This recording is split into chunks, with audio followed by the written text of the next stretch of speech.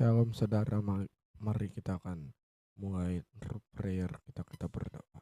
Bapa di sorga, kami bersyukur atas sepanjang hari ini Tuhan telah mempertemukan kami di dalam ibadah prayer meskipun online. Tuhan berkati di dalam nama Tuhan Yesus. Amin. Haleluya.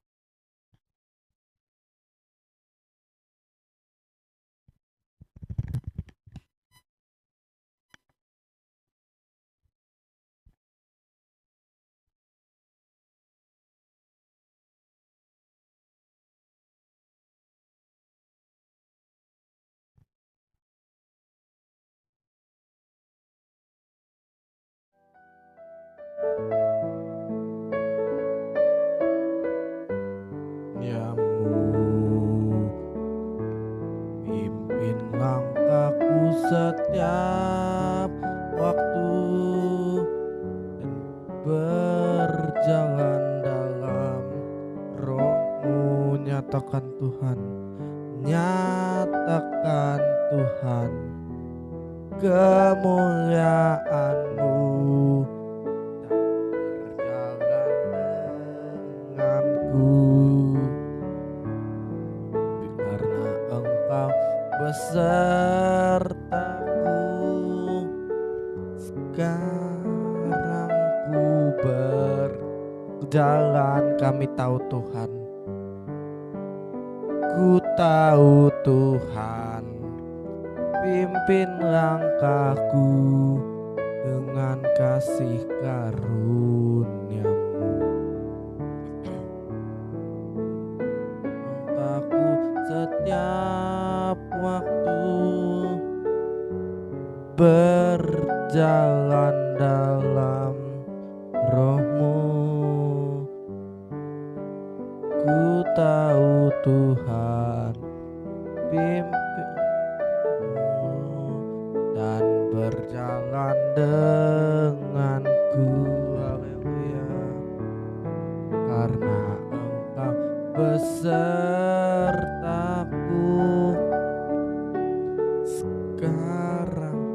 Sekarang ku berjalan, kami perlu Tuhan. Ku tahu Tuhan, pimpin langkahku dengan kasih karunia-Mu. Pimpin langkahku setiap waktu berjalan dalam Roh-Mu. Nyatakan Tuhan,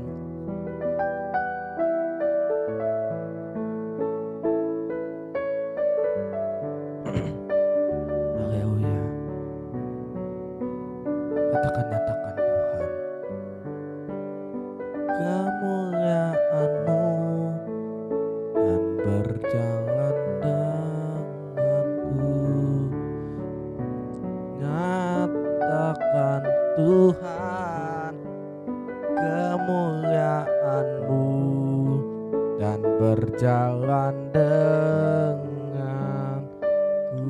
Haleluya, mari sembah Dia. Oh, haleluya. Kami perlu Engkau Tuhan, memimpin jalan kami, karena tanpa Engkau kami tidak bisa berbuat apa-apa. Kami, oh haleluya, Engkau yang menemukan setiap kami. Sembah Dia. Haleluya.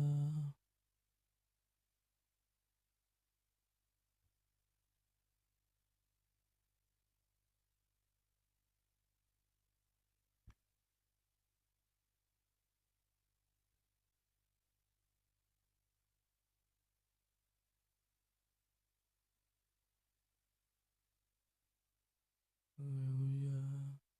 Mari kita bersyukur. Kami bersyukur Tuhan.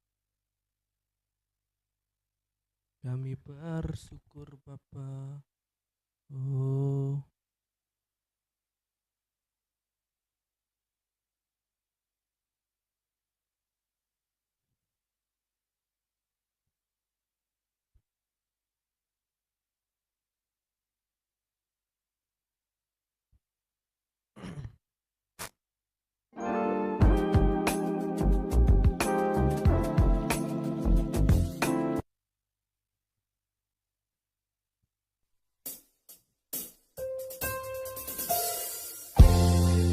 kami bersyukur buat kasih setiamu di dalam hidup kami.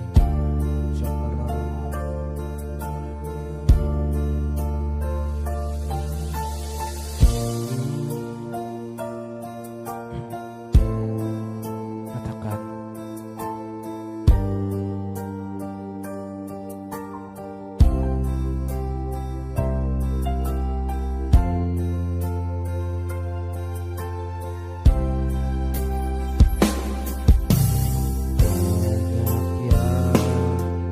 kau berbuat di dalam hidupku, rancangan indahmu terjadi di hidupku. Bapa yang mengerti segala yang ku perlu, kasih-Mu sempurna, nyata dalam hidupku.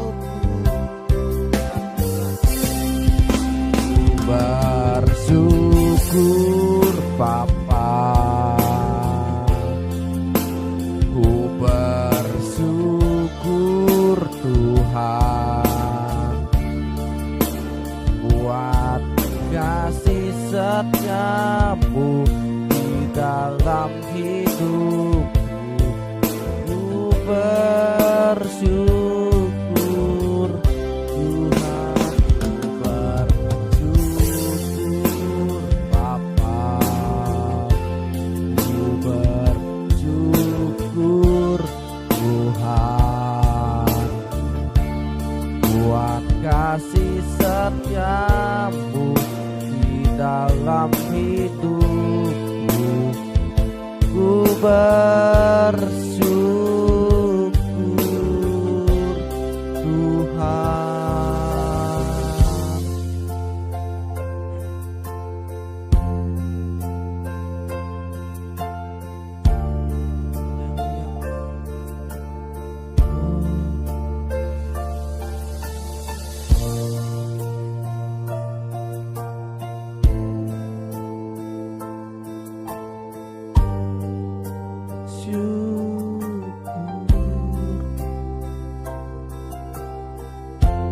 Katakan,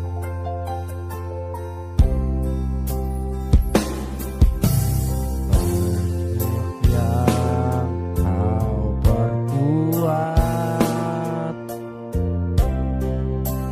di dalam hidupku, sebab rancangan indahmu terjadi di hidupku. Bapa yang mengerti segala yang ku perlu, kasih-Mu sempurna,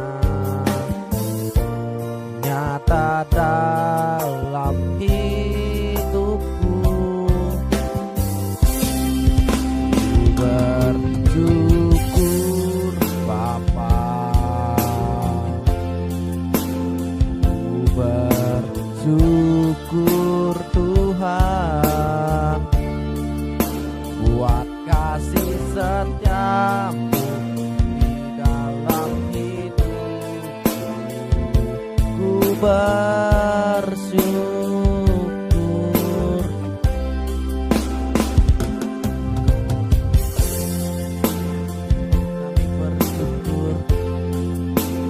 Kami bersyukur Tuhan, karena di dalam setiap kami bersyukur.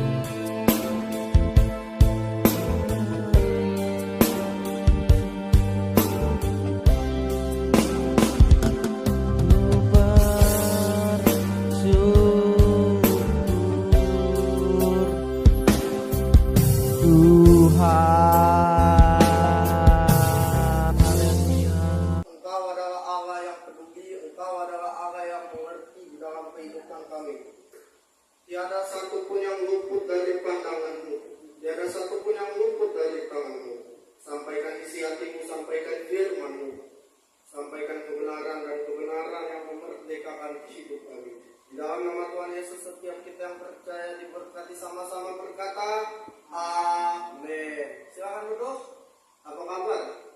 Sehat, kuat, makmur, panjang umur, awet muda, diberkati Tuhan. Amin. Hari ini minggu terakhir di bulan April, ya. Ada 5 minggu di bulan April. Kalau biasa kita ada cuma 4 minggu, ini 5 minggu. Haleluya.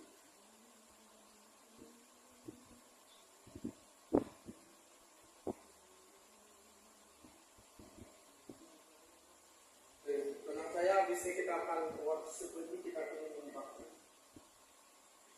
Bukan kita sama-sama dalam Roma pasal 7 ayat yang ke-7 sampai ayat yang ke-12. Roma pasal 7 ayat yang ke-7 sampai ayat yang ke-12.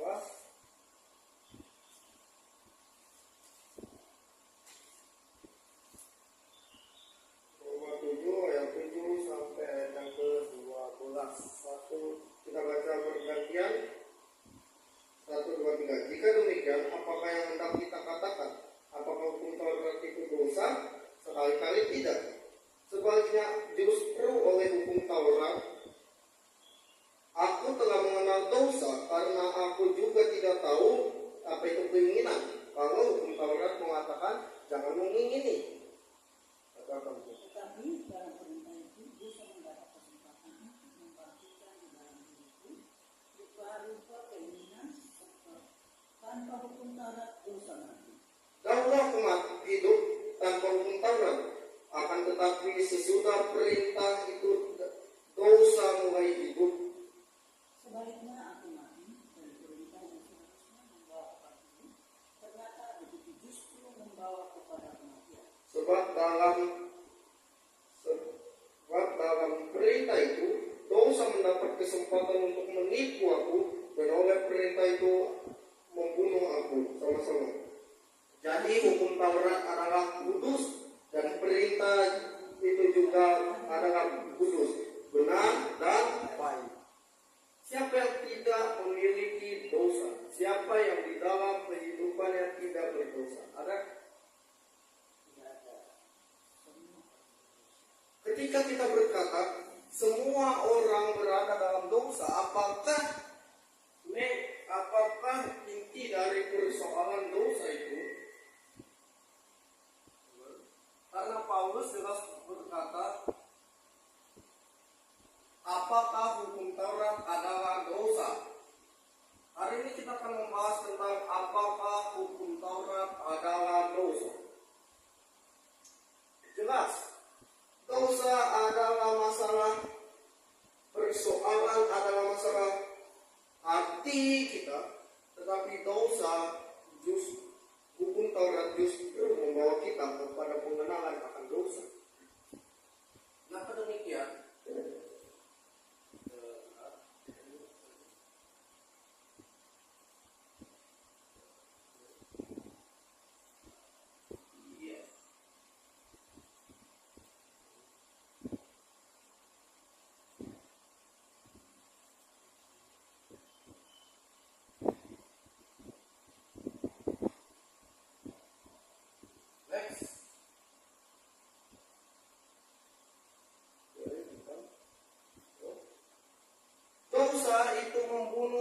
dosa itu menghancurkan dan dosa merusak hubungan kita dengan Allah. Adam jatuh ke dalam dosa, makanya dia jauh dari Allah. Daud jatuh dalam dosa perzinahan, makanya dia mendapat hukuman dari Allah. Dan dosa adalah masalah yang serius. Ayub pasal 1 ayat 5 kita baca 1, 2, 3. Setiap kali apabila hari-hari pesta telah berlalu, Ayub memanggil mereka dan memutuskan mereka. Keesokan harinya pagi-pagi bangunlah Ayub mempersembahkan korban bakaran sebanyak jumlah mereka sekalian. Sebab pikirnya, mungkin anak-anak itu sudah berbuat dosa dan telah mengutuki Allah di dalam hatinya. Demikianlah dilakukan Ayub senantiasa. Kata senantiasa artinya apa sih? Senantiasa itu artinya selalu. Senantiasa itu artinya sering. Makanya pandangan Ayub adalah pandangan tentang dosa. Dia berkata, apa? Jangan-jangan anakku telah berbuat dosa. Jangan-jangan Allah murka. Jangan-jangan begini. Konsep Ayub ini, pemikiran Ayub adalah pemikiran yang sangat-sangat kecil tentang Allah. Dia selalu memikirkan dosa sehingga hasilnya karena yang kutakutkan itu yang menimpa aku dan yang kucemaskan. Kadang kita berpikir, jangan-jangan Allah begini, jangan-jangan Allah begitu. Jangan-jangan saya dihukum Allah, atau jangan-jangan saya berdosa. Next. Oke, dosa itu bukan kesadaran, tapi dosa adalah musuh yang sudah dikalahkan Yesus Kristus. Dosa itu bukan pandangan, dosa bukan kesadaran, tapi salib adalah kesadaran bahwa dosa sudah diampuni. Next. Kita baca 1, 2, 3. Elohim telah membuat Kristus yang tidak mengenal dosa menjadi dosa karena kita, supaya di dalam Dia kita menjadi kebenaran Elohim. Tahu arti Elohim? Allah. Makanya kalau kita tahu Immanuel, ada kata El. El itu terambil dari kata Elohim. Allah, jadi intinya Allah membuat Kristus yang tidak mengenal dosa menjadi dosa karena kita, supaya di dalam Dia kita menjadi kebenaran Allah. Katakan, saya kebenaran Allah di dalam Kristus. Saya kebenaran Bapa di dalam Kristus. Amin. Next. Hukum Taurat adalah baik, betul. Jikapun ada yang dapat menerapkan hukum Taurat, benar diselamatkan dan dibenarkan Allah. Tapi pertanyaannya, adakah orang yang benar melakukan hukum Taurat? Nah, itu pertanyaannya. Hukum Taurat baik, betul. Hukum Taurat bisa membenarkan kita di hadapan Allah, betul. Tapi adakah yang bisa melakukan hukum Taurat? Hukum Taurat jadi tidak berarti karena semua orang jatuh ke dalam dosa. Makanya Roma pasal 3 berkata, semua adakah yang baik? Sekali-kali tidak. Semua orang telah berbuat dosa dan telah kehilangan kemuliaan Allah. Dari mana Paulus bisa mengatakan semua orang tidak ada yang benar? Dari naturalnya. Hukumnya begini, penguin berenang. Kalau misalnya ada penguin yang melompat atau ada penguin yang tengkurap, jadi nggak berarti hukum. Semua monyet manja. Kalau ada satu monyet yang berenang atau satu monyet yang terbang gitu, oke? Hukumnya jadi nggak berarti. Semua orang ganteng. Kalau nggak ada orang yang ganteng berarti hukumnya jadi tidak berlaku. Semua orang tidak ada yang benar dari hukumnya. Ikan berenang, ikan di air makanya dia berenang.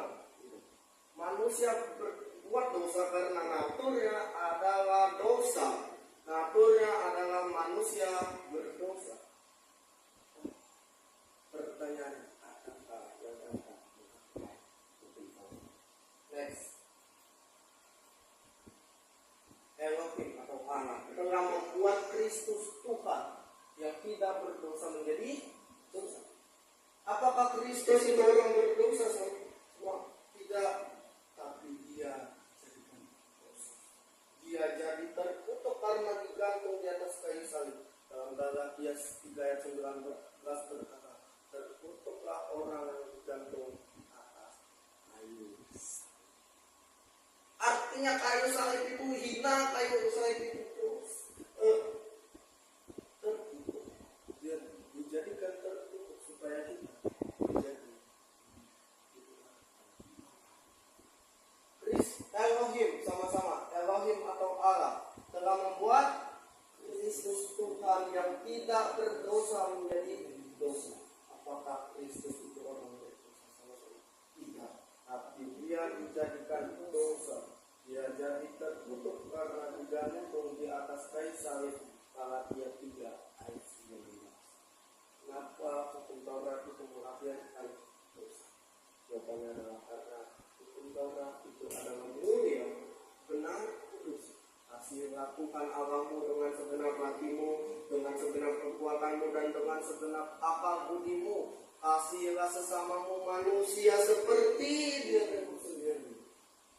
Apakah yang bisa dilakukan? Semua orang telah berdosa dan telah kehilangan kebenaran. Sekalipun dia pakai masker rohani, pakai topeng rohani untuk menutupi berdosa. Sekalipun orang Farisi, semua orang telah kehilangan kemuliaan. Next. Apakah hukum Taurat itu baik? Baik. Karena jadi hukum Taurat adalah kudus dan perintah itu adalah kudus dan benar dan baik. Baik, tapi semua orang sekali lagi telah berdosa dan telah kehilangan kemuliaan Tuhan. Solusinya 2 Korintus 5:21. Elohim telah membuat Kristus yang tidak mengenal dosa menjadi dosa supaya kita dibenarkan menjadi kebenaran Elohim. Amin. Next. Dosa sudah ada jauh sebelum hukum Taurat ada, tapi tidak diperhitungkan. Roma 4 ayat 5 pasal 1, 2, 3. Karena hukum Taurat membangkitkan murka, tetapi di mana tidak ada hukum Taurat, di situ tidak ada pelanggaran. Sama-sama lagi 1, 2, 3. Karena hukum Taurat membangkitkan murka, tetapi di mana tidak ada hukum Taurat, di situ tidak ada pelanggaran.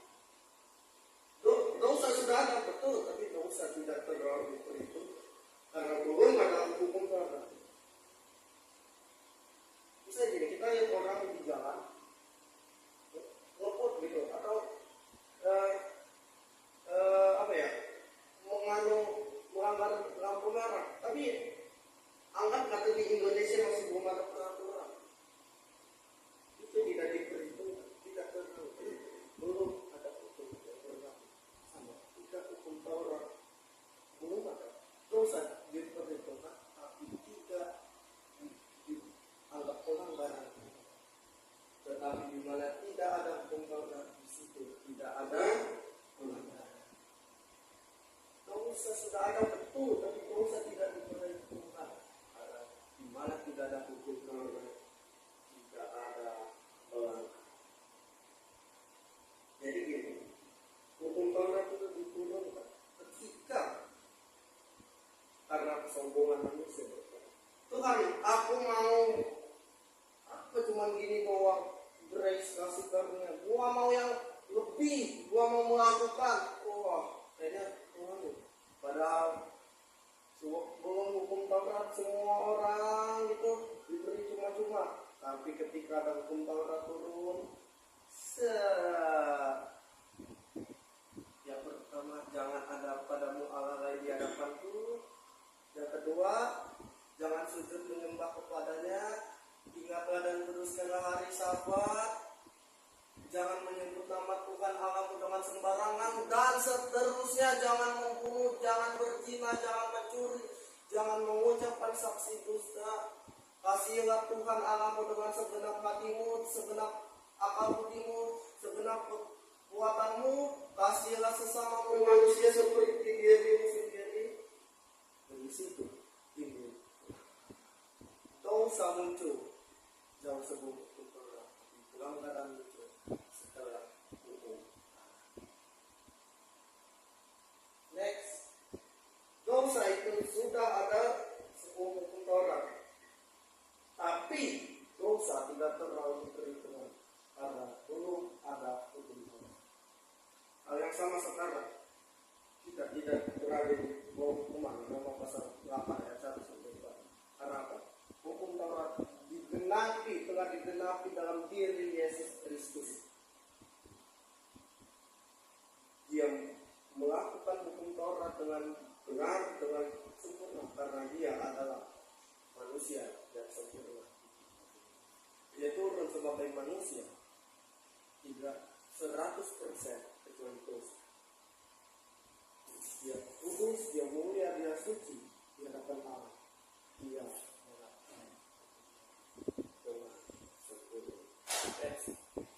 hukum Taurat itu seperti cermin, bagaikan cermin, karena hanya memperlihatkan kegagalan, kebodohan yang pernah kita lakukan, tapi tidak dapat untuk berhenti. Coba kita ke cermin habis bangun tidur, wah, rambut berantakan, baju kotor, bulu matanya berantakan, ada berantakan lah. Tapi apakah cermin bisa memperbaikinya? Cermin justru akan memperlihatkan keberantakan. Terus hukum Taurat yang memperlihatkan dosa, tetapi sekali lagi tidak dapat memperbaikinya. Gimana tidak ada hukum Taurat? Tidak. Next. Contohnya begini, Amsal 9 ayat 17. Sekali lagi ini ya, bukan perkataan Tuhan, tapi perkataan orang-orang bodoh. Di sini ditulis berikutnya, ucapan orang tidak beriman. Air curian manis dan roti yang dimakan dengan sembunyi-sembunyi lezat. Jangan kita pas bilang gini, Alkitab bilang air curian manis, pas ada air curiannya si Joko kita minum, wah manis. Ini ucapan maling, ucapan orang berdosa katanya, ucapan orang-orang yang tidak beriman. Tapi kenapa ditulis? Karena ini sebetulnya ada seperti manusia pada saat air curian manis, pada saat si Joko mau minum, kebelet kencing, kebelet BAB, dia tinggal ke toilet, dia minum, manis banget ya, jadi tambah gula. Next, contoh ini, jangan membunuh, jangan berzina. Tapi apakah ada manusia yang tidak pernah membunuh, tidak pernah berzina? Contoh sederhananya gini, jangan mencuri. Ada yang mencuri, jangan mengucapkan saksi dusta, jangan mengingini sesama pas dengar mobil tetangga, baru banget ya. Kasihlah Tuhan Allahmu dengan segenap hati, dengan segenap kekuatan, dan dengan segenap akal budimu. Apakah tidak ada yang menyangkal Tuhan? Yudas Iskariot salah satu contohnya. Dia mengkhianat Petrus, menyangkal Yesus. Tapi Petrus pada akhirnya dia menyadari karena dia berdoa. Tetapi Yudas Iskariot dia meninggal dengan sangat tragis. Next. 2. Hukum Taurat harus digenapi, tapi tidak ada yang bisa menggenapi kecuali oleh Yesus Kristus. Baca bersama 1, 2, 3. Janganlah kamu menyangka bahwa aku datang untuk meniadakan hukum Taurat atau kitab para nabi. Aku datang bukan untuk meniadakannya, melainkan untuk membenahi.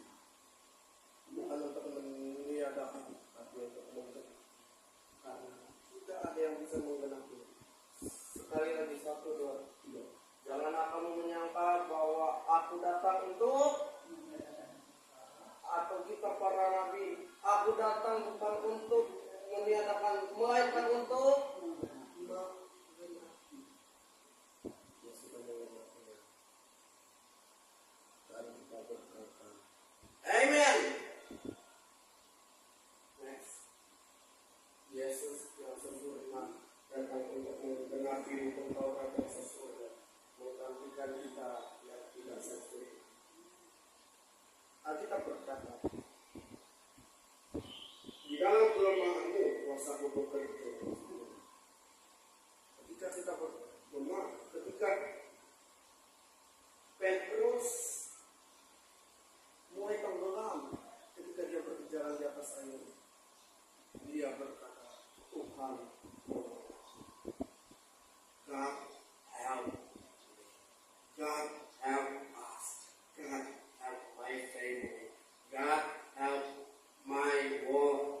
Tuhan tolong saya, Tuhan tolong kami, Tuhan tolong keluarga saya, Tuhan tolong kami.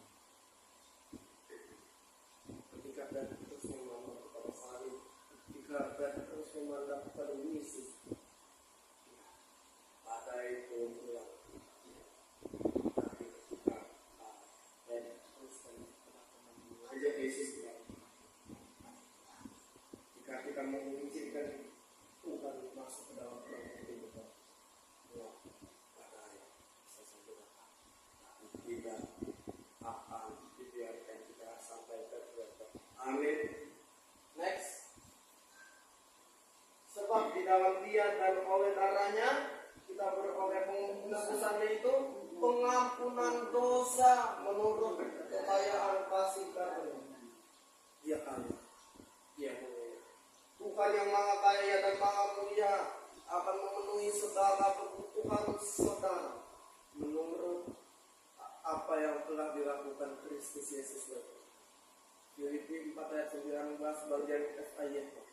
Allahku akan memenuhi segala keperluanmu menurut kekayaan dan kemuliaan dalam Kristus. Bahasa versi lain, sebab oleh kematian Kristus kita dibebaskan oleh Allah. Berarti Ia sudah mengampuni kita dari dosa-dosa. Sebab oleh kematian Kristus kita dibebaskan oleh Allah. Berarti Ia sudah mengampuni dosa-dosa. Ketika Yesus mati, Dia berkata, "Tetelestai," sudah selesai. It finished. It's over. Sudah selesai. Bapa, ampuni mereka sebab mereka tidak tahu apa yang mereka.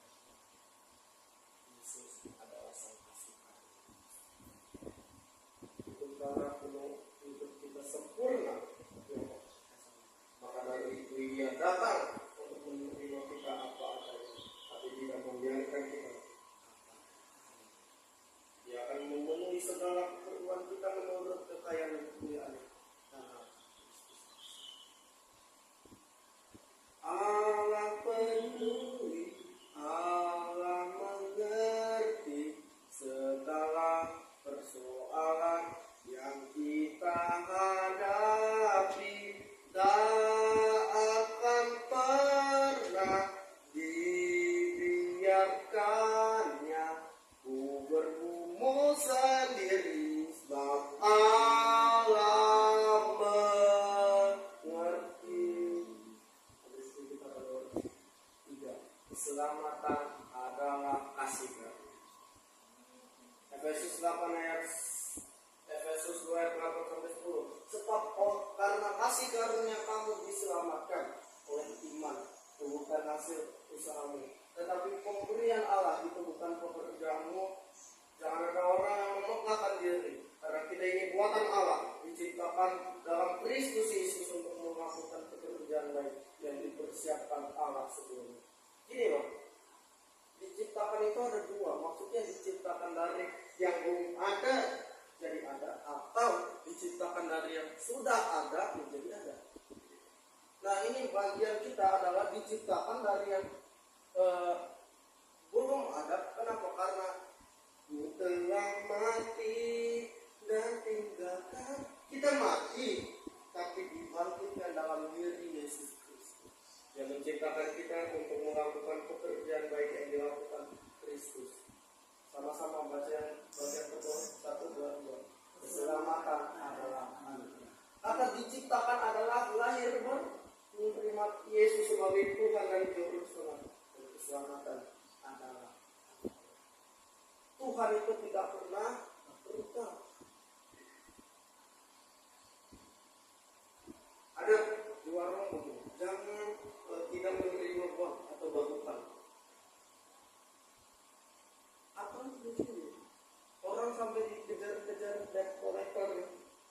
banyak acaranya. Maaf ya Pak, bapak saya nggak ada. Wah, di mana bapak? Lalu saya disuruh anak saya. Oh, nggak tahu saya Pak. Katanya sih mau keluar.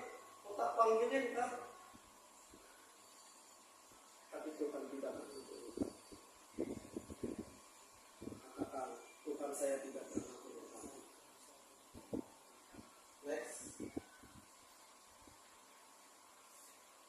Bukan kamu yang memilih aku, tapi akulah yang telah memilih kamu, dan aku telah menetapkan kamu supaya kamu pergi dan menghasilkan buah, dan buahmu itu tetap, supaya apa yang kamu minta kepada Bapa dalam namaku diberikannya kepadamu. Bukan kita yang memilih dia. God choose you. God loves choose you.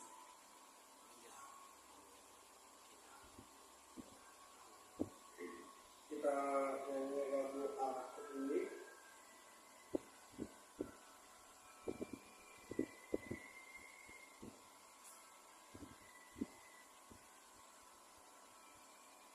Bagian ini.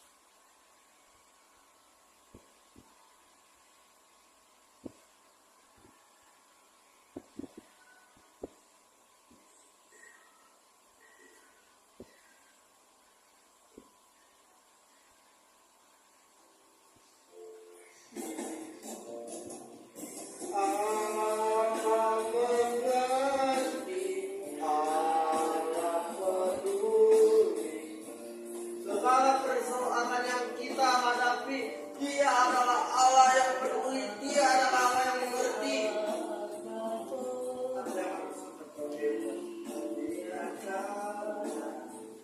Berkumpul sendiri, Allah mengerti. Allah mengerti, sebab Allah mengerti, sebab Allah mengerti. Kita duduk. Kami tahu Allah adalah Allah yang peduli. Kami diingatkan bahwa keselamatan adalah anugerah. Engkau tidak pernah berutang. Engkau adalah Allah. Keselamatan kami diperoleh oleh kemurahan-Mu, kami kasih kami.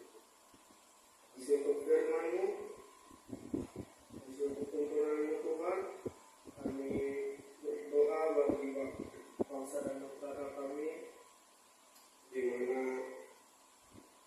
kasus kami mendengar banyak kasus-kasus kejahatan. Kami juga berdoa bagi pemilu tahun 2024 agar semuanya dilancarkan oleh Tuhan. Kasih karunia-Mu turun atas Indonesia. Kami lepaskan kasih karunia-Mu atas Indonesia.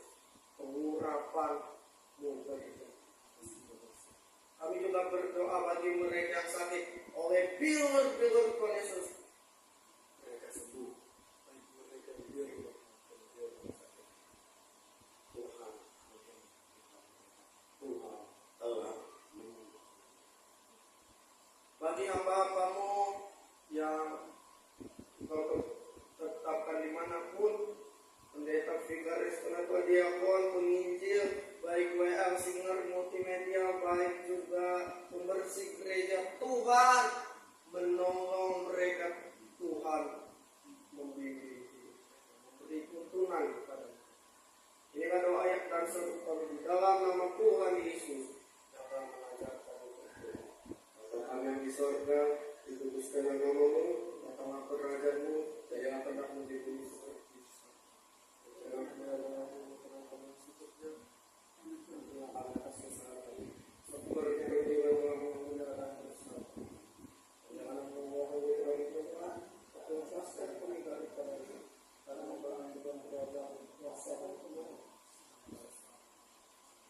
Dari Allah Bapa, cinta kasih dari Tuhan Yesus Kristus, dan bahkan persekutuan dari Allah Roh Kudus menyertai kita dari sekarang dan sampai selamanya. Setiap kita yang siap dengan iman, kita katakan Amen. God bless you, Tuhan Yesus memberkati dan shalom.